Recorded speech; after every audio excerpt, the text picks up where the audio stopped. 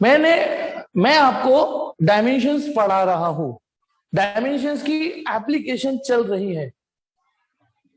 पहली एप्लीकेशन ये पढ़ाई कि यदि आपको कोई फर्जी इक्वेशन दे दी जाए, है ना, फर्जी, इनवैलिड, तो आप उसको फटाफट उसका स्कैनिंग करके डायग्नोसिस करके पता कर सकते हो कि ये इक्वेशन वैलिड है ही नहीं। बस आपको ये देखना था एलएचएस और आरएचएस की डायमेंशन सेम है या नहीं। काफी क्वेश्चंस मैं करा चुका हूं, ठीक है, और काफी जो मैंने आपको नोट्स प्रोवाइड कराए हैं उसमें भी मौजूद है, जो मैंने नोट्स प्रोवाइड कराए हैं उसमें भी मौजूद है बेटा। पर क्योंकि सभी क्वेश्चन का रिदम एक ही है, सभी क्वेश्चन एक ही जैसे पैटर्न के हैं, किसी में कोई एक्स्ट्रा दिमाग नहीं लगाना, इसलिए मैं अब अगली एप्लीकेशन की ओर मूव कर रहा हूं। फिर भी यदि आपका कोई डाउट हो, फिर भी आपका कोई डाउट हो तो क्लास के बाद मुझसे बात कर सकते हो। व्हाट आई हैव सेड, फिर भी यदि आपको कोई डाउट हो पहली एप्लीकेशन में, ठीक है, तो क्लास के बाद उस समय तो मैं आपको माइक ऑन करने की भी सुविधा दे दूंगा, आप मुंह से बोल सकते हो, जरूरी नहीं है कि चैट से आप बात करो। व्हाट्सएप पे मुझे अपना डाउट भेज देना, उधर से देख के मैं आपका डाउट क्लियर कर दूंगा। फिलहाल मैं अगली एप्लीकेशन की ओर मूव कर रहा हूं, ठीक है। इसकी 3 एप्लीकेशन हमारे सिलेबस में है, जिसमें से हम एक पढ़ चुके, ठीक है। अब दूसरी एप्लीकेशन है application number 2, application 2 to derive physical, to derive formula, to derive formula. चलो बहुत सिंपल शब्दों में दे दिया मैंने। हम डायमेंशन की मदद से फॉर्मूले को भी डेराइव कर सकते हैं, फॉर्मूले को। अब देखिए, अब मैं समझाना स्टार्ट करता हूं, सुनिएगा कान खोल के, दिमाग लगा के। एक्चुअली जैसे सपोज करो, ये क्या चीज है, ये जो मेथड है जो मैं सिखाऊंगा, ये आपकी क्या मदद करेगा। यदि आपकी थोड़ी बहुत याददाश्त चली जाती है, थोड़ी बहुत याददाश्त चली जाती है, तो डायमेंशन एक ऐसी दवाई होती है जिससे आपकी थोड़ी बहुत खोई हुई याददाश्त वापस आ सकती है। जैसे क्या कहना चाह रहा हूं मैं, इमेजिन करो आपने कोई फॉर्मूला याद किया, F = mv²/r। बेटा ये वैलिड फॉर्मूला है, फिजिक्स में है, ये वाकई में फॉर्मूला है, इसको चेक नहीं करना, ये वाकई फॉर्मूला है। आपने इसे सपोज करो याद कर लिया, F = mv²/r। ये सेंट्रीपिटल फोर्स होता है, ये मास होता है, ये स्पीड होती है, रेडियस होता है। जब कोई बंदा सर्किल में घूमता है ना, सर्किल में, तो उस पर एक सेंट्रीपिटल फोर्स लगती है और उसका फॉर्मूला mv²/r होता है। सपोज करो ये फॉर्मूला आपने मेहनत से याद कर लिया, ठीक है, हाथ दबा दबा के F = mv²/r, F = mv²/r। अचानक से क्या हुआ, सपोज करो आपने जब पढ़ा, याद था, 1-2 महीने आपने इससे कोई काम ही नहीं लिया, आप कुछ और चैप्टर पढ़ रहे हो, ठीक है, 1-2 महीने से 1-2 महीने के लिए आपका इससे तलाक हो गया, तो पता है क्या होगा, हो सकता है ये फॉर्मूला आपके दिमाग से स्लिप हो जाए। हो सकता है जब भाई आपने पहली बार ये फॉर्मूला पढ़ा, तो पहली बार जब फॉर्मूला पढ़ते तो मेहनत करनी पड़ती है याद करने की। 2-3 महीने बाद इस फॉर्मूले में जंग लग गई और आप भूल गए, या आपकी किसी से टक्कर हो गई, टन दिमाग की घंटी बज गई और याददाश्त थोड़ी थोड़ी चली गई, आप ये फॉर्मूला भूल गए। आपसे कहा बेटा वो फॉर्मूला बताना, आप कह रहे ओ फॉर्मूला F = क्या था, ओहो याददाश्त चली गई है ना आपकी, तो क्या था सर, m²r/v, हाँ शायद ये था, शायद ये था, तो नहीं ये नहीं था शायद, F = v m²/r, हाँ ये नहीं था, ये था शायद, F = mvr, शायद ये था, ओह नहीं, मतलब आप भूल चुके हो। लेकिन पता है, भूल तो चुके हो आप फॉर्मूला, लेकिन आपने इन तीनों में अभी भी क्या याद रहा, बस आपको ये याद रहना चाहिए। मैंने आपसे क्या बोला कि पूरी तरीके से फॉर्मूला यदि नहीं भूले हो, तो भले ही ये फॉर्मूला भी वो नहीं है, ये भी वो नहीं है, ये भी वो नहीं है, लेकिन इसमें आपको एक चीज तो याद रही कि मेरे को जो फॉर्मूला याद था उसमें LHS में तो F था और RHS में M, V और R थे। इतना आपको याद रहना चाहिए कि LHS में कौन था, LHS में कौन था और RHS में कौन कौन कैरेक्टर थे। इतना आपको याद रहना चाहिए कि यदि आपके पास LHS का कैरेक्टर याद है कि LHS में F था, RHS में आपको ये याद है कि RHS में M, V और R थे, फिर आप डायमेंशन का कमाल देखो। डायमेंशन उस फॉर्मूले, पूरे फॉर्मूले को वापस एज इट इज पेश कर देगी, बशर्ते आपको ये तो याद रहना चाहिए कि LHS में कौन था और RHS में कौन था।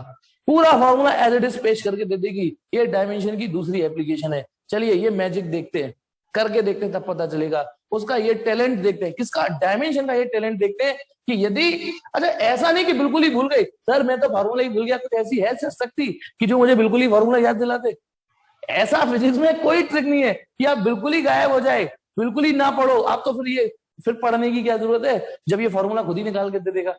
इसका मतलब आप ऐसे समझो, देखिए यदि आपको ये याद है कि एलएचएस में एफ था, सुनिए आपको यदि ये याद है कि एलएचएस में एफ था और आरएचएस में एम वी आर थे, एलएचएस में एफ था और आरएचएस में एम वी आर थे, पर ये भूल चुके कि साला ऊपर कौन नीचे कौन, पावर किस पे क्या थी, ये भूल गए आप।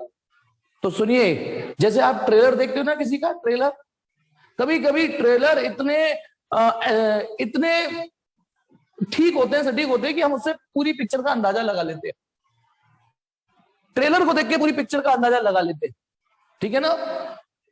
बशर्ते उस पूरी पिक्चर का अंदाजा लगाने के लिए आपको ये पता होना चाहिए उस पिक्चर, मतलब कोई हमको बस ट्रेलर दिखा दे पूरी पिक्चर बता देंगे हम, कोई हमको ट्रेलर दिखा दे पूरी।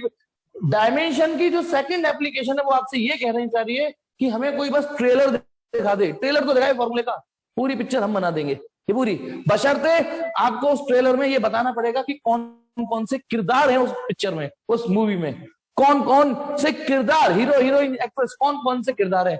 तो मुझे एक फॉर्मूला ये याद था, मेरी टक्कर हुई टन, भूल गया मैं, बस इतना याद रहा कि एक फॉर्मूला था जिसमें एफ एलएचएस में था। तो आप एक काम करिए, पहले तो इसको ऐसे लिखेंगे, centripetal force is found to depend on, language भी समझना, सेंट्रीपिटल फोर्स ये प्रोपोर्शनल का साइन है, is found to depend on mass speed and radius, इन तीनों पे डिपेंड था। पहले ये बताइए टाइप करके, इतना समझ में आ गया, इतना सजा लोगे आप। यदि आपको कोई फॉर्मूला ड्राइव करने के लिए बोले कि सेंट्रीपिटल का फॉर्मूला ड्राइव करो, ठीक है, और वो मास पर, वो स्पीड पर और वो रेडियस पर डिपेंड है, तो जिसका फॉर्मूला डिराइव करना है वो एलएचएस में रखेंगे और जिस पे वो डिपेंड है वो आरएचएस में रखेंगे। इतना काम कर लेना, सजा लेना, ठीक है। अब क्या करना है आपको, अब क्या करना है आपको, जो जो कैरेक्टर है उन पर पावर तो आपको पता नहीं है कि किस पर क्या आएगा, किस पे स्क्वायर आएगा, कौन नीचे आएगा कौन ऊपर आएगा, तो अपनी मर्जी से ए बी सी चढ़ा दीजिए, ए बी सी। आपको एक्स वाई जेड अच्छे लगते हैं, एक्स वाई जेड चढ़ा दीजिएगा, आपको जो अच्छा लगता हो, अल्फा बीटा गामा चढ़ा देना। मतलब centripetal force is found to depend on mass speed radius, उन पर ए बी सी पावर चढ़ा देना। ये पावर ढूंढने का काम डायमेंशन एनालिसिस का है। पावर डायमेंशन बताएगी कि एम पर क्या पावर आने वाली है, वी पर क्या और आर पर। ये जादू, ये मैजिक देखने के लिए तैयार हो जाइए। अब क्या करना है आपको, आपको क्या करना है, आपको सबकी डायमेंशन लिख देनी है जिसकी, पता है फोर्स की डायमेंशन क्या होती है, M L T minus two. एक काम और कर सकते हो आप, चलो फोर्स की डायमेंशन क्या कहती है, M L T minus two, ये कर दिया, ये मैंने फोर्स की डायमेंशन रख दी।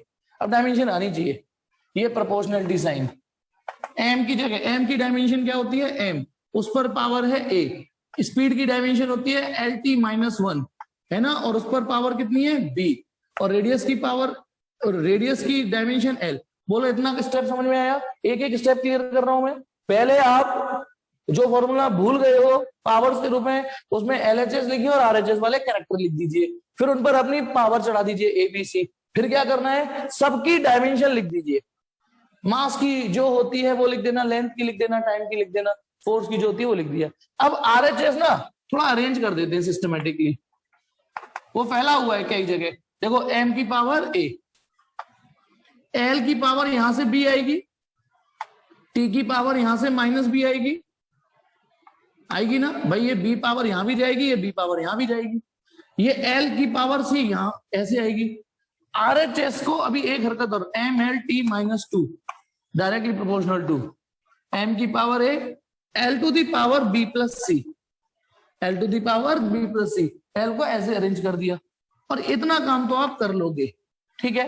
पहले आप इतना काम कर लीजिएगा, जो फॉर्मूला हो उसको इस तरीके से इन स्टेपों से गुजार देना। अब आप बताइए, यदि हम एक वैलिड इक्वेशन को डिराइव करना चाहते हैं, हम चाहते हैं कि एक सही सलामत फॉर्मूला हो, डिराइव होके आए, तो एक शर्त तो उसमें ओबे होने वाली है कि एलएचएस और आरएचएस की डायमेंशन एक जैसी होनी चाहिए। बोलो पता है या नहीं पता आपको कि एलएचएस और आरएचएस की डायमेंशन किसी भी वैलिड फिजिकल इक्वेशन में, किसी भी वैलिड फिजिकल इक्वेशन में एलएचएस और आरएचएस की डायमेंशन कैसी होती है? कैसी होती है? सेम। और ये बात किस रूल के नाम से हम जानते हैं? बोलो ये बात किस रूल के नाम से जानते हैं? एलएचएस और आरएचएस की डायमेंशन सेम होनी चाहिए। ये रूल किस नाम से जानते हैं हम? इसको जानते हैं प्रिंसिपल ऑफ होमोजेनिटी। इसको जानते हैं हम प्रिंसिपल ऑफ होमोजेनिटी। ठीक है, तो अकॉर्डिंग टू ए, ठीक है ना, according to principle of homogeneity, according to principle of homogeneity. अब मैं इसमें होमोजेनिटी, जो लोग नए बच्चे हैं जुड़े हुए हैं, ठीक है, उनसे मैंने एक बात बोली थी कि मेरे पिछले 4 ही तो लेक्चर उनको देखना तो पड़ेगा। ठीक है, बहुत शॉर्ट में ट्रिम करके अपलोड किए हुए हैं मैंने, तब जाके आज की क्लास का पेस आप अटैच मतलब मैच कर पाते। अब होमोजेनिटी ये कहती है कि यदि एक वैलिड इक्वेशन ढूंढना चाहते हो तो एलएचएस आरएचएस की डायमेंशन सेम आनी चाहिए। तो बताइए यहां m की पावर क्या है? यहां m की पावर क्या है? a। तो और यहां m की पावर क्या है? 1, क्योंकि जिसका कोई नहीं होता उसका भग 1 तो होता है ना। यहां m की पावर है a, यहां m की पावर है 1 फॉर अ वैलिड इक्वेशन। बताइए समझ में आ गया होगा a की वैल्यू क्या होनी चाहिए? आप बताइए टाइप करके। यदि आप एक वैलिड इक्वेशन डिराइव करना चाहते हो तो ए राजी राजी नहीं गैर राजी, बिल्कुल 1 होना चाहिए ए की वैल्यू, क्योंकि ये ए क्या है? m की डायमेंशन, और ये m की डायमेंशन 1 है। आरएचएस कह रहा है m की डायमेंशन है और एलएचएस कह रहा है m की डायमेंशन 1 है, तो ये पक्का बराबर होनी चाहिए। फिर नेक्स्ट, ठीक है, नेक्स्ट लेते हैं। यहां t की डायमेंशन क्या है? -b, t की डायमेंशन है -b, और यहाँ t की डायमेंशन -2, तो -b और -2 बराबर होने चाहिए कि नहीं? बताइए ये और ये बराबर होने चाहिए या नहीं होने चाहिए? मैं आप लोगों से पूछना चाहता हूं कि बराबर होने चाहिए या नहीं होने चाहिए? Principal of homogeneity. ठीक है, तो b कितना आ गया? 2, b की वैल्यू आ गई, a की वैल्यू आ गई। ठीक है, चलिए पहले जो सॉल्व हो जाए उसे सॉल्व कर लेना है हमको, पहले जो सॉल्व हो जाए उसे सॉल्व कर लेना है। a सॉल्व हो गया, b सॉल्व हो गया। अब आप बताइए एल की डायमेंशन कंपेयर कर लेते हैं। ठीक है, एल की, वैसे एक लाइन और लिखने को रहेगी, नोट्स में लिख रही होगी, according to principle of homogeneity comparing the dimension of both sides, comparing the dimension of both sides. ठीक है, तो चलिए, तो आपने एक को कंपेयर कर लिया, टी को, अब एक कंपेयर करते हैं। बताइए b प्लस सी किसके बराबर होगा? बताइए टाइप करके बताइए, एल की पावर b प्लस सी, तो b प्लस सी क्या लगता है किसके बराबर होगा? जल्दी टाइप, मुझे लगना चाहिए ना आपको समझ में आ रहा है। हाँ जी बेटा 1 होना चाहिए, क्योंकि ये b प्लस सी एल की पावर है और यहाँ एल की पावर 1 है, तो ये दोनों हो बराबर होने चाहिए, ये दोनों बराबर होने चाहिए। ठीक है ना, दोनों बराबर होने चाहिए, तभी तो होमोजेनिटी मैच करेगी। अब b की वैल्यू आप निकाल चुके हो, 2 निकाल चुके हो, c इक्वल टू 1, तो c की वैल्यू आई -1। आपने a b c निकाल लिए, और इसलिए ठीक है, तो putting ABC in equation 1, putting ABC, sorry क्या कर रहा हूं, sorry, putting ABC in equation 1। बताइए F equal to it's directly proportional to, ठीक है, M की जगह M, V की जगह V और R की जगह R। बताइए M की पावर क्या थी? ABC, यही तो था, ऐसे करके ABC ऐसे करके जुड़े हुए थे। अब A की वैल्यू क्या निकाली आपने? 1, तो 1 लिख दीजिए। B की वैल्यू निकली है 2 और C की वैल्यू निकली है -1। ये मैंने ABC इसको एज इट इज लिखा और ABC की वैल्यू लिख दी। तो अब आप बताइए F directly proportional to mv² upon R। Do you पल्ले दिस मेथड और नॉट? कितना सिंपल मेथड था कि देखो फॉर्मूले की शेप वही आ गई। हम तो ये भूल चुके थे ना, ध्यान करो, एक्टिंग करो, हम तो भूल चुके थे इस कॉन्सेप्ट को कि यार ये साला m कहां था, v कहां था, r कहां था, ये सब हमारी थोड़ी थोड़ी, मैंने क्या बोला, यदि आपकी थोड़ी थोड़ी याददाश्त चली गई हो तो पूरी याददाश्त चली जाएगी। आप सोचो कि बिल्कुल ही बिना कुछ पढ़े ही सारा डायमेंशन याद आ जाए, फॉर्मूला याद आ जाए, ऐसा नहीं होगा। लेकिन मतलब आपको ये समझ में आया, डायमेंशनल मेथड एक ऐसी दवाई है, एक ऐसी दवाई है जो आपकी थोड़ी बहुत यदि याददाश्त बिगनर लेवल पे गई होगी तो दवाई खा के ही सही हो जाएगी, ठीक है। लेकिन एक ऐसी दवाई भी है जिसके साइड इफेक्ट भी हैं। इसका जो साइड इफेक्ट है, पहला साइड इफेक्ट या लिमिटेशन कि देखो प्रोपोर्शनलिटी साइन हटाएंगे तो क्या आएगा, के। क्या आएगा प्रोपोर्शनली साइन हटाओगे तो भाई के, क्योंकि ये फॉर्मूला आपने याद तो इक्वल नहीं किया था ना, प्रोपोर्शनलिटी साइन याद किया था आपने, सॉरी है नहीं ये। अब यदि के, इस मेथड से ना के की वैल्यू नहीं निकल पाती, इस मेथड से, या ये जो दवाई आपको पिलाई है मैंने, इस मेथड से यदि इसमें कोई के इन्वॉल्व होता, सपोज करो इस फॉर्मूले में 8 होता, सपोज करो, वैसे होता नहीं है लेकिन इमेजिन करो इस फॉर्मूले में 8 होता, तो इस मेथड से उस के की वैल्यू नहीं निकलती है। यानी ये जो मेथड है वो कुछ लिमिटेशंस के साथ है। ये मेथड पूर्ण रूप से अपने आप में, पूर्ण रूप से अपने आप में कहते हैं ना 100% एफिशिएंट मेथड नहीं है ये मेथड 100% एफिशिएंट मेथड नहीं है।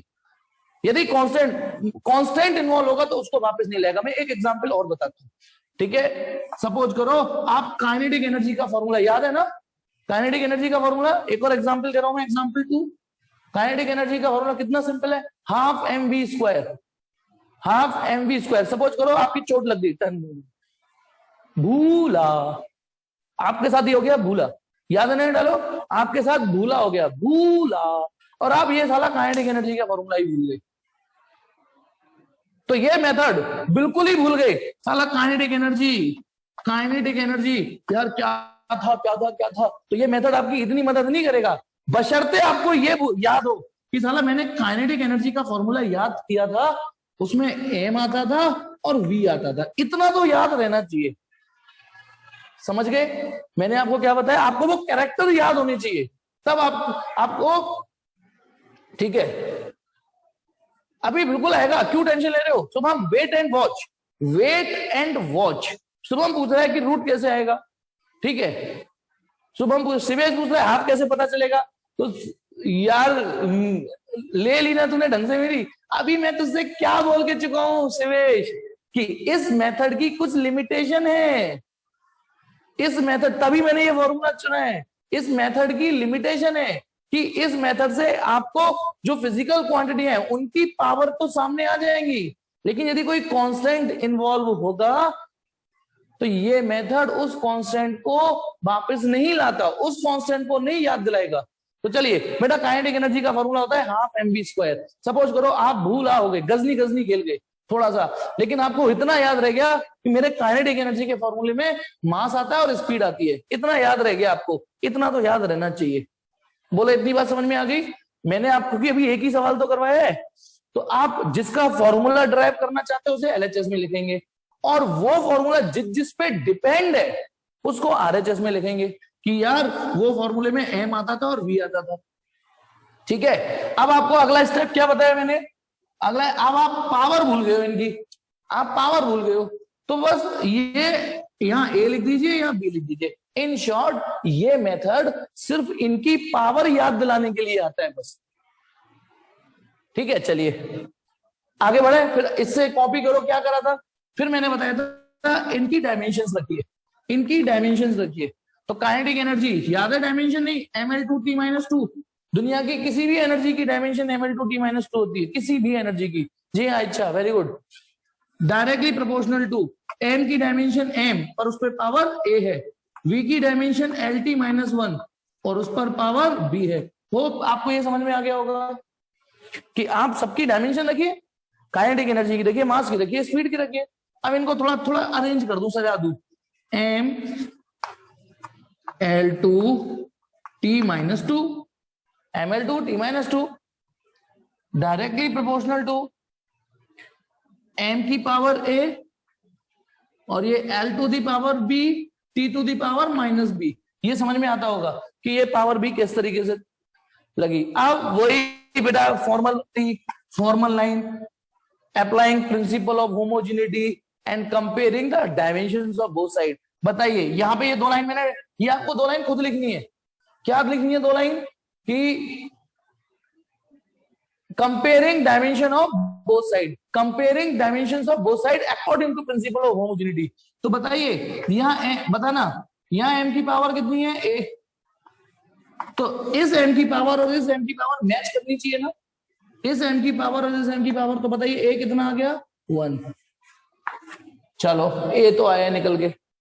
फिर ये l की पावर कितनी है b, l की पावर b और इधर l की पावर 2, तो डायमेंशन के अकॉर्डिंग बराबर होनी चाहिए, बराबर, तो a और b आ ही गया। अच्छा तीसरा मैच भी कर लोगे तो वो b ही निकल रहा है। आप मान लो t से कंपेयर करते हो, कर लो, उसने भी b ही निकाल के दिया, आगे आपके a और b, आपके ए और बी आ गए ना। तो बताइए जब आपके ए और बी आ गए तो वैल्यू रख दीजिए इसमें, देयरफॉर फ्रॉम फर्स्ट, फर्स्ट ये जो सजा हुआ बैठा है, तो काइनेटिक एनर्जी कितनी हो गई एम वी, हमने ये शुरुआत करी थी है ना। देखो ये जिसमें ए की वैल्यू निकली है 1, तो 1 ये लिख दिया, और बी की वैल्यू निकली है 2, तो काइनेटिक एनर्जी क्या आ गई एम वी स्क्वायर। अच्छी बात कर ली बहुत, अब करेंगे गंदी बात।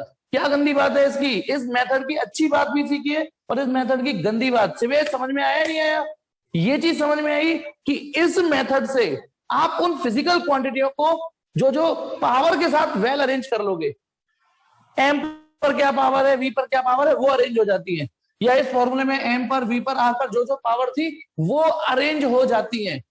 ये तो अरेंजमेंट, लेकिन जो कांस्टेंट होता है इनमें वो यदि आप भूल गए हो, वो यदि आप भूल गए हो, तो इस मेथड से उस कांस्टेंट को रिकॉल नहीं किया जा सकता। ये इस मेथड की एक लिमिटेशन है। ये सर्वगुण संपन्न मेथड नहीं है, अपने आप में सर्वगुण संपन्न मेथड नहीं है, इतना लेकिन काम चला देता है आपका।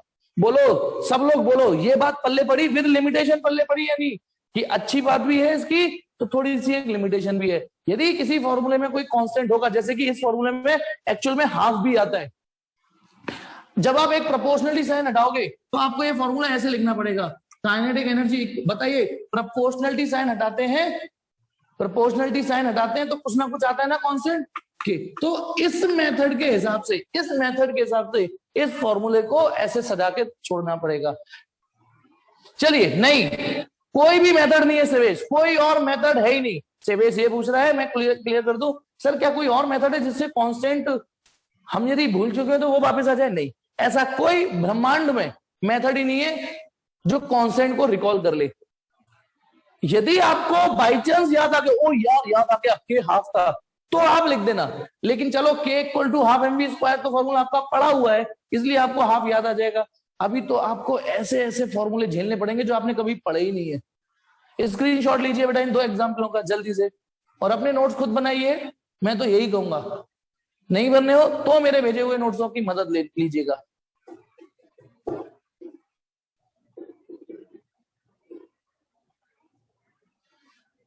अब आप बताइए स्क्रीनशॉट, पहले मुझे बताइए यहां तक किसी को कोई डाउट है? किसी को कोई डाउट है यहां पे? यदि किसी को डाउट हो तो हाँ भेजो, हाँ भेजो, नो की जरूरत नहीं है, हाँ भेज दो। किसी को डाउट हो तो वो हाँ बोले, तो फिर मैं उससे बात करूं। नहीं है तो फिर इसका मतलब ये हुआ कि आज की क्लास में मेरा रोल खत्म हो गया। सीरियसली सर क्या कह रहे हो, अभी तो 10-15 मिनट हुए क्लास में। हाँ हुए हैं, अब मैं सवाल दूंगा, आप करोगे, तब तैयार हो आप लोग या नहीं? मैं सवाल दूंगा इस पैटर्न पे, ये जो पैटर्न मैंने सिखाया है, मैं सवाल दूंगा और आप करोगे। यदि आपको कोई डाउट नहीं है तो जल्दी बोलो तैयार हो या नहीं?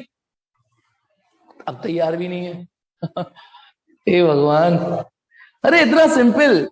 दो लड़के तैयार हुए, शिवेश कार्तिकेय, प्रियव्रत, उत्सव। अच्छा लड़के तैयार हो गए, ये लड़कियों क्या कर रही हो तुम गर्ल्स? और ये शुभम। चलिए लड़कियों में कविशा का आया रिस्पॉन्स, सिल्की का आया। देखो मैं एक्चुअली जगाता भी रहता हूँ कि जग रहे हो कि नहीं, सोते हुए को तो बानी रेडी, फिर भी इसमें कुछ लोग रेडी नहीं है। चलो कोई नहीं, जो रेडी है मैं उनको सवाल, देखिए 1 मिनट बेटा, जस्ट वेट।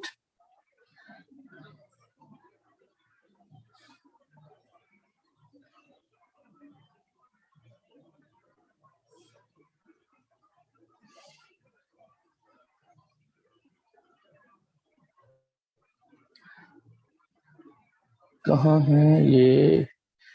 एक मिनट, एक मिनट।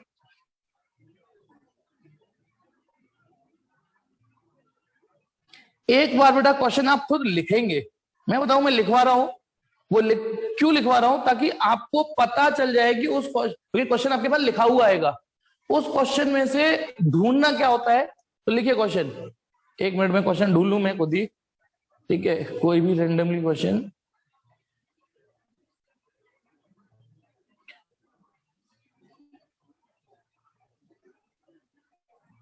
लिखिए बेटा, मैं धीमे धीमे बोलूंगा, कॉपी पेन ले लीजिए, लिखिए speed of sound wave, speed of sound wave. अब जैसे ही आपने स्पीड ऑफ साउंड वेव लिखा है, ब्रैकेट में लिख लीजिए क्या होता है स्पीड का सिंबल, बताओ। स्पीड का सिंबल जो होता है वो लिख लीजिए v। स्पीड, मैं क्वेश्चन बोल रहा हूं, लिखिए speed of sound wave, bracket में लिखिए v in a medium, speed of sound wave in a medium is found to depend on, लिख लिया यहां तक, speed of sound wave in a medium is found to depend on elasticity, speed of sound wave in a medium is found to depend on elasticity, और elasticity का bracket में उसका symbol लिख लीजिए E, इलास्टिसिटी के bracket में उसका symbol लिख लीजिए E। Speed of sound wave in a medium is found to depend on elasticity of the medium, elasticity of the medium and density of medium, elasticity of medium and density of medium, और density of medium जैसे ही खत्म हो वहां bracket में रो लिख लीजिए। एक बार sentence बोलता हूं फिर से, speed of sound wave in a medium is found to depend on elasticity of medium and density of medium, full stop। find the expression for find the expression for speed of sound wave in that medium, find the expression for speed of sound wave in that medium, find the expression for speed of sound wave in that medium। करेंगे लेकिन अभी नहीं, एक चीज और समझा दूं, ये सवाल आपके पास लिख गया, अब इसमें से ढूंढना क्या है। सबसे पहले क्वेश्चन को धीमे धीमे पढ़ना, धीमे धीमे, और ये पढ़ना speed of sound wave in a medium is found to depend on, जो चीज डिपेंड कर रही है उसको एलएचएस में लिखना। क्या चीज डिपेंड कर रही है सवाल की लैंग्वेज में? स्पीड, स्पीड डिपेंड ऑन, और किस किस पर डिपेंड कर रही है? इलास्टिसिटी पर और डेंसिटी पर। यानी सवाल आपके सामने ना इस अंदाज में आएंगे, ऐसे नहीं आएंगे कि आप सवाल भूल गए, आप फॉर्मूला भूल गए, भूला गजनी गजनी, ऐसे नहीं आएंगे। सवाल की जो सिस्टमैटिक लैंग्वेज होगी वो ये होगी, और उस सवाल में से आपको क्या ढूंढना है कि जिसका एक्सप्रेशन डिराइव करना है उसको एलएचएस में लेंगे, और जैसे कि इसमें speed is found to depend on, और किस किस पर डिपेंड कर रही है? इलास्टिसिटी एंड डेंसिटी पर। तो इलास्टिसिटी और डेंसिटी को आप आरएचएस में रखेंगे। अब आप शुरू हो जाइए और करके बताइए, ठीक है? और आपका समय देता हूं 2.5 मिनट, ठीक? चलिए मैं बताता हूं इसको, क्योंकि मेरा जो रिकॉर्ड है बड़ा बेकार गया है, इसका मतलब सिर्फ एक ही परफॉर्म कर पाई। चलिए सबसे पहले आप पावर चढ़ाएंगे ए बी। आपको एक्स वाई अच्छा लगता है तो आप एक्स वाई चढ़ा दो, अल्फा बीटा अच्छा लगता है वो तो वैल्यू निकाल ली, इसको नाम दो इक्वेशन 1। फिर अगला स्टेप क्या था? अगला स्टेप ये था कि इनकी डायमेंशंस रखिए। तो वेलोसिटी की डायमेंशन होती है LT-1 होती है ना, उस पर m नहीं आता तो m पर 0 चढ़ा दीजिए। फिर ये प्रोपोर्शनलिटी का साइन। इलास्टिसिटी की डायमेंशन क्या होती है? वही जो प्रेशर वाली होती है, प्रेशर की होती है ml-1 T-2, जैसे फोर्स की होती है ml-T-2। फिर वो एरिया से डिवाइड, एक्चुअली ये आपका काम है। फिर उस पर पावर है a, और डेंसिटी की डायमेंशन होती है ml-3, और उस पर पावर है b। इतना काम कर लोगे, वही तरीका है, तरीका तो नहीं बदला मैंने। आपको लग रहा हो कि सर ने सवाल बताए किसी और तरीके से, कर और तरीके से नहीं, वही तरीके से होंगे। फिर m0 T-1 directly proportional to, फिर इधर m अरेंज कर लेते हैं, ठीक है? 1 मिनट, जल्दी जल्दी ये सवाल कर लेते हैं, मीटिंग जाने वाली है, ठीक है? तो m की पावर ए प्लस बी, एल की, अब मैं ये काम डायरेक्ट कर रहा हूं, एल की पावर -a-3b, चेक करो बेटा, और टी की पावर -2a, एक बार में हट रहा हूं स्क्रीन पर से, चेक करो ये यही आएगा या नहीं आएगा। आरएचएस को जब सजाओगे, एम वाला कूड़ा एक तरफ इकट्ठा करोगे, एल वाला कूड़ा एक तरफ इकट्ठा, एम देखो यहाँ पर है, यहाँ पर है, यहां से एम की पावर ए आएगी और यहां से एम की पावर बी आएगी, तो दोनों जुड़ जाएंगे। यहां से एल की पावर -a आएगी और यहां से एल की पावर -3b आएगी, ये दोनों जुड़ जाएंगे, और यहाँ टी की पावर -2a। फिर क्या, वही फॉर्मेलिटी वाली लाइन लिखिएगा कि from principal of homogeneity comparing the dimension of both side, एक वैलिड इक्वेशन के लिए दोनों की डायमेंशन सेम होनी चाहिए, तो पहले जो निकल रहा है उसको निकाल लेना चाहिए, इससे कंपेयर मत करो, पहले इसे कंपेयर कर लो इसको।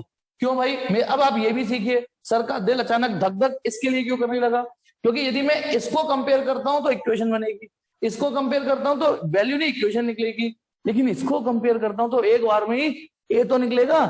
तो इसलिए सबसे पहले मैं, बताइए -2a किसके बराबर है, -2a किसके बराबर होगा, जल्दी बताओ, मैंने टी को कंपेयर किया है, टी की डायमेंशन कंपेयर करी है। बेटा ये मीटिंग चली जाएगी, मैं चाहता हूं इस मीटिंग से पहले ये सवाल पूरा हो जाए, फिर अगली मीटिंग ज्वाइन करेंगे।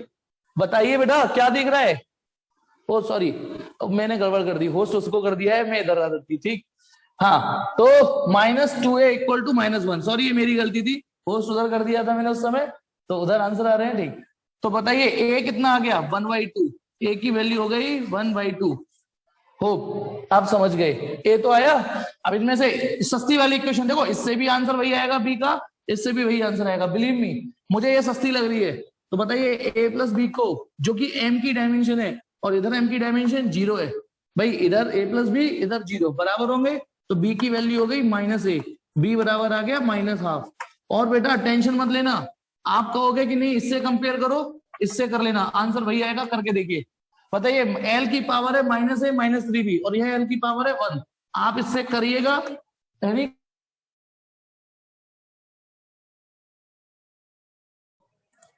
जल्दी बोलो, यहां तक समझ में आ गया ना, यहां तक मैंने आपसे क्या बोला कि भाई आप ए निकाल चुके हो, ए निकल गया हाफ, क्या बेटा अब आ जाएगा चैट, अब आ जाएगा चैट, शायद कुछ मुझसे गड़बड़ हो गई थी, अभी चैट आ रहा है बेटा कार्तिक आपका चैट, वो मैंने कुछ होस्ट का चेंज करने की कोशिश की थी, वो मुझ पे नहीं हुआ, अभी आपकी चैट आ रही है मेरे पे, ठीक। तो अब आप बताइए मैंने क्या बोला, आप ना सबसे सस्ती वाली इक्वेशन देखा करिए, इक्वेशन तो यहाँ 3 बनी, पर मैंने सबसे पहले इसको चुना, कौन सा सेकंड स्टेप, सेकंड स्टेप ये वाला, बानी हाँ या ना, ये वाला स्टेप, ये वाला स्टेप बताना है मुझे, तो इसका मतलब आपने मेरे लेक्चर्स देखे ही नहीं, असली जो स्टेप है वही यही है, आपको डायमेंशन ही नहीं आती, इसका मतलब मैंने यहाँ पर वेलोसिटी की डायमेंशन रख दी, इलास्टिसिटी की डायमेंशन रख दी और डेंसिटी की डायमेंशन। अच्छा बानी ईमानदारी से बताओ, डायमेंशन तो पता है ना आपको, बानी ये बताओ डायमेंशन तो पता है या नहीं पता आपको, जल्दी बताओ, पहले ये टाइप करो, डायमेंशंस पता है या नहीं पता, पता है, तो फिर दिक्कत मुझे नहीं समझ में आई, डेंसिटी की ml-3 रख दी, इलास्टिसिटी की रख दी और ये रख दी, मैंने जिसकी जो डायमेंशन है ना वो रखी है सेकंड स्टेप में, ई की रख दी, उस पर पावर है तो पावर है, डेंसिटी की रख दी ml-3, उस पर पावर भी है तो पावर भी रख दी, या कुछ और पूछना चाह रहे हो आप, माइक ऑन करूं, आप बताइए यदि यही क्वेश्चन है या कुछ और पूछना चाह रहे हो। चलिए मैं आगे बढ़ू फिर, नेक्स्ट स्टेप ऑल्सो, ओफो नेक्स्ट स्टेप, एलएचएस में तो कुछ किया ही नहीं है मैंने, ए भगवान, देखिए यहां ना ए चढ़ाओ, एम की पावर ए, देखो मैं यहां बता रहा हूं, इस ए को इंडिविजुअली सब पे लगाओ, एम की पावर ए, एल की पावर -a, टी की पावर -2a, देखना ये समझ में आया नहीं वानी, कि मैंने ए की वैल्यू सब पर चढ़ा दी, पहले ए की पावर एम पर, एल पर, टी पर, ये चढ़ाया, ये समझ में आया ना, फिर ऐसी ठीक है, एम इस वाले पर ये बी पर, बी की पावर चढ़ाओ, एम की पावर बी और एल की पावर -3b, यही तो। अब क्या किया है मैंने, एम और एम इकट्ठे कर लिए, एम और एम, बताओ एम और एम मल्टीप्लाई में पावर जुड़ जाती है ना, तो एम और एम, इसकी पावर है इसकी पावर बी, तो देख एम की पावर a प्लस बी, पल्ले पड़ा। फिर इसको अरेंज कर दिया, अब इसको अरेंज करते हैं। एल, एल की पावर यहां माइनस ए है या माइनस 3b है, तो एल की पावर माइनस ए माइनस 3b, ये अरेंज कर दिया, और टी की पावर -2 है। जल्दी बता, समझ में आया या नहीं? बस ये था, और ये तो काम ठीक है। तो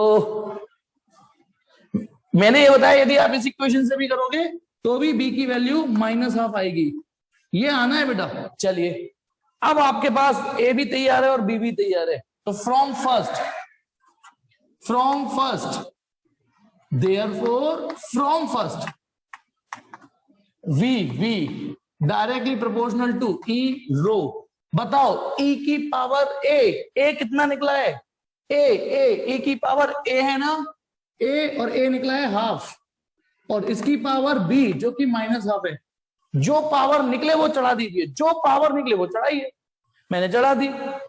अब एक काम करिए, जो नेगेटिव पावर होती है उसको नीचे ला सकते हो, पॉजिटिव बन जाएगी नीचे आके, और हाफ का मतलब अंडर रूट होता है।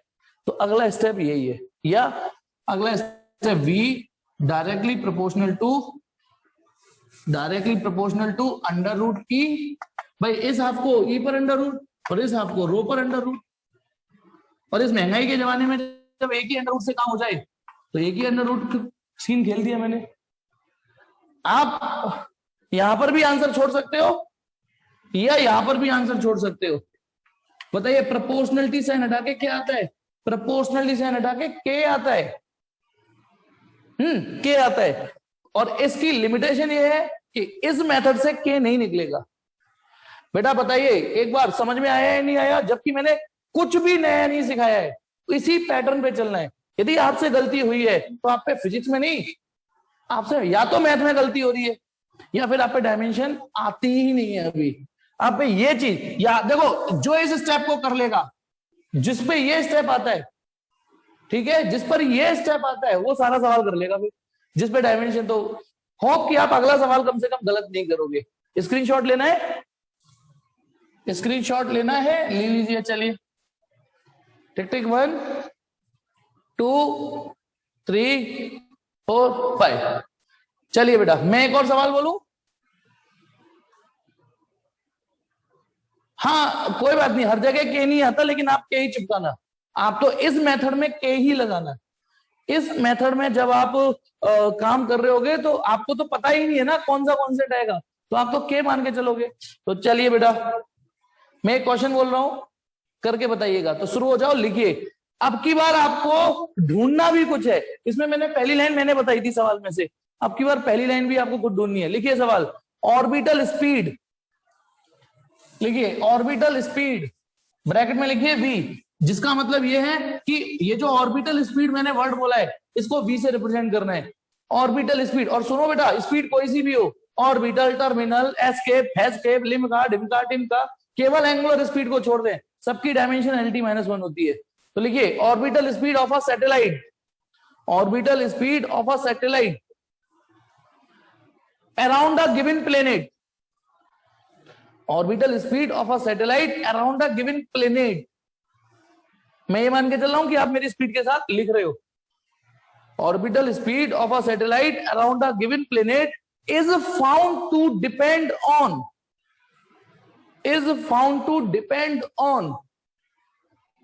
is found to depend on gravitational constant। किससे रिप्रेजेंट करते हैं ग्रेविटेशनल कांस्टेंट? कैपिटल जी से, कैपिटल जी। तो ब्रैकेट में capital G, is found to depend on gravitational constant, comma, mass of the planet, mass of the planet यानी capital M, and radius of orbit, and radius of orbit capital R, radius of orbit capital R, full stop. derive an expression for orbital speed, derive an expression for orbital speed। शुरू हो जाइए, और आपका समय शुरू होता है अब। फास्टेस्ट फिंगर फर्स्ट में देखते हैं कौन जीतता है। सेंड नहीं हुआ तो चलिए बेटा, कोई नहीं। अब मैं ये बताने जा रहा हूं, क्योंकि कुछ का ये आंसर आया नहीं है। देखिए कहां गलती हुई। सबसे पहले सवाल पढ़ने के बाद आपने क्या पाया कि स्पीड को एलएचएस में रखना है, और ये डिपेंड कर रही है इन तीन चीजों पर, जी, एम और आर, इन तीनों चीजों पर डिपेंड कर रही है। अच्छा, मुझे कुछ लोग ऐसे भेजते हैं कि सर ए की वैल्यू इतनी, बी की वैल्यू इतनी, सी की वैल्यू इतनी। अब किसी ने ए इसे माना हो, बी इसे माना हो, सी इसे माना हो, फिर आंसर तो फिर भी आएगा ना। आंसर तो जी की जो पावर आनी है वो तो आएगी। तो ऐसे एबीसी आप टाइप करके भेजोगे तो बेटा जरूरी है, कोई किसी ने कसम थोड़ी नहीं खा रखी कि ए इसी को, बी इसी को, सी इसको ही मानना है। किसी ने ए इसको मान लिया, बी इसको, चलो मैं ऐसे ही रैंडमली करा रहा हूं, ठीक है। This is equation 1। बताइए, अब मैं फटाफट कराऊंगा। वी की डायमेंशन m0 L t-1, क्योंकि ये स्पीड थी। ग्रेविटेशनल कांस्टेंट की डायमेंशन मैं भूल गया, मदद करोगे मेरी? नहीं, m-1। आप बस ये चेक कर देना, जी, एक minute, G equal to F equal to G m1 m2 upon R square L cube. देखना मैं सही लिखी नहीं, गड़बड़ लिखी है, एक मिनट, मैं भूला। लेकिन मेरे को कॉन्फिडेंस ये है कि मैं तो बना लूंगा, क्योंकि मेरे पास ना ये फॉर्मूला मौजूद है। तो जी का फॉर्मूला क्या बन गया? F R square m1 upon m2। तो मैंने तो सही लिखी है शायद, ठीक है। कॉन्फिडेंस लूज हो गया था कि शायद ये ना हो। तो जी, इसकी पावर बी। अच्छा, इससे आप परेशान तो नहीं हो रहे? मैं तो बस आपका लेवल बढ़ा रहा हूं कि ऐसे रैंडमली भी एबीसी मान सकते हो ना। M M M M M M की डायमेंशन एम होती है, उसकी पावर सी मानी गई है, और आर आर लेंथ होता है, उसकी पावर यहाँ ए मानी गई है। अब आपको क्या करना है, बानी बेटा ठीक से देखना, मैं इसी में सारा काम कर रहा हूं। एम की पावर एक तरफ लिख रहा हूं, एम यहां से आएगा, देख बानी बेटा, माइनस बी आएगा यहां से, और यहां से सी आएगा, जुड़ जाएगा। फिर एल यहां से आएगा 3b, और यहां से आएगा ए, तो दोनों जुड़ जाएंगे, और टी यहां से -2b आएगा। बस, होप कि आपको ये समझ में आ गया होगा। एक ही लाइन में अरेंजमेंट करो, फिर कंपेयर कर दीजिए, वो 2 लाइन लिख देना आप, ठीक है। तो बताइए सबसे पहले कौन सा कंपेयर, इसे कंपेयर कर लो, क्योंकि -2b equal to -1, b equal to 1/2, एक बार में निकल के आ गया ना, ये b की वैल्यू आ गई। फिर इसे निकाल लेते हैं। बताइए -b प्लस सी, जल्दी टाइप करके बताओ ये किसके बराबर होगा? -b प्लस सी किसके बराबर है? -b प्लस सी, जल्दी बताओ किसके बराबर है? टाइप करो यार जल्दी से। नहीं, 1 नहीं है शिवेश, गड़बड़ हो गई, 0। -b प्लस सी 0 के बराबर है, थोड़ी गड़बड़ होगी जल्दबाजी में, ठीक है। तो c बराबर आ गया b, और b की वैल्यू हाफ है तो c की वैल्यू भी हाफ होगी, ठीक है, ये चीज। फिर इसके बाद आते हैं, आपका b निकल गया, c निकल गया, ये और रह गया। तो ये अब ये तो यही है, मजबूरी है अब आपकी। जल्दी बताओ 3b प्लस a किसके बराबर है? 3b प्लस a, जल्दी बताओ 3b प्लस a। एक दो बच्चे टाइप खेल रहे बेटा, ये अच्छी बात नहीं है बेटा। नहीं, -1 क्यों होगा? अच्छा, गौर से मैं हट रहा हूं सामने बेटा। अच्छा देख, 3b प्लस a 1 के बराबर होगा, ठीक है। चलिए, तो 3b की value 1/2 plus a equal to 1। भाई 3 की जगह 3 और b की वैल्यू 1/2 प्लस a, फिर तो a कितना हो गया बेटा? -1/2, क्योंकि 1 में से 3/2 घटा रहे हो आप। तो आपके पास a भी आ गया, b भी आ गया, c भी आ गया। So therefore equation 1 becomes,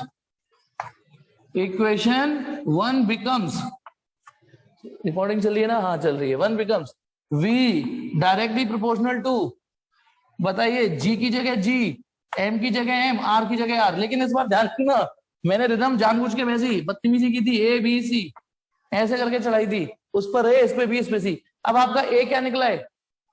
a निकला है -1/2, तो जो a निकला है वो a लिखिए, -1/2। b क्या निकला है? हाफ, तो ये हाफ हो गया, और c भी हाफ निकला है, हो गया। ये सब पर हाफ हाफ निकला है, बस वही -1/2 है। अगले स्टेप में g की पावर हाफ, m की पावर हाफ, क्योंकि r पर -1/2 है तो वो नीचे जाके +1/2 हो जाएगा। इस half half half half half, power half का मतलब रूट होता है। तो आया या नहीं आया? √GM/R। बेटा सभी सवालों में एक जैसा ही पैटर्न है, बिलीव मी, सभी सवालों में एक ही जैसी कहानी है, ठीक है। चलिए स्क्रीनशॉट लीजिए इसका, मैं साथ आना चाहिए स्क्रीनशॉट में वाटर मार्क की तरह, क्योंकि ये सवाल ऋतुराज सर की देन है, ठीक है।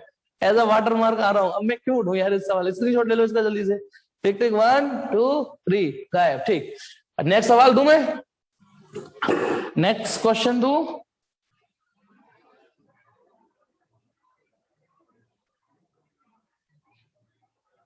नहीं यार, नेक्स्ट क्वेश्चन मैं ही कराने की मूड में हूं। चलो कोई नहीं बेटा, अब आपका होमवर्क, नेक्स्ट सवाल मैं दे नहीं रहा हूं, नेक्स्ट होमवर्क है बेटा मेरा, कम से कम 10 सवाल आप करोगे। 10 क्वेश्चंस आप इस, आपके पास बुक होगी तो मिल जाएंगे, बुक होगी तो मिल जाएंगे, नहीं होगी तो मेरे नोट्स में से देख लेना। मैं अगली क्लास में भी यही मेथड पढ़ाने वाला हूं, लेकिन कुछ नए सवाल जवाब के साथ। या अच्छी बात कर ली बहुत, कल करेंगे गंदी बात। इस मेथड की कुछ और भी लिमिटेशन है, इस मेथड की कुछ और भी लिमिटेशन है, ठीक है ना। जब तो अगली क्लास में बात करेंगे। यदि मेरा लेक्चर समझ में आया तो इस चैनल को लाइक करो, सब्सक्राइब करो और क्या कहते हैं, शेयर करो, ठीक है। थैंक यू बेटा, बाय। चलिए।